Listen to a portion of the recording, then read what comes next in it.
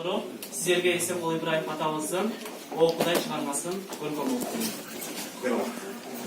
Жаш кезде мақсат биік, тірек биік. Толқынды jirep шығып, кезінде енді етке тағар кейсем, сезілчі жүрген өмірді жібек. Бірде ач, бірде бұрсақ тойор еле. Бірде сып, бірде бұтын тоңор еле. Талқанды мұздақ суға чалып ішкен, алымай бозо деген болор еле. Ал кезде қойсы тұрмыш ұшықтырып. Бұл кезде чүчкүрімнің ысып тұрып, "О Құдай, жүнден соққан байпақ кейсем, жатпайбы балтырымды қылыштырып. Жыртығым бүтөлді деп құрышпадым. Тойғанды, ач жүргенді ұнытпадым. Елесен, бала чақа маман болса, бұтым жерде болса дағы бұлыттам.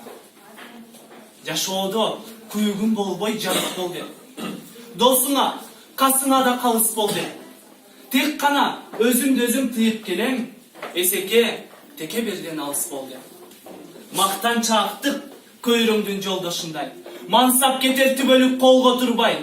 Теке берден, кесірден оғлақ қылып, сабыр салмақ бер Құдай қорғышындай.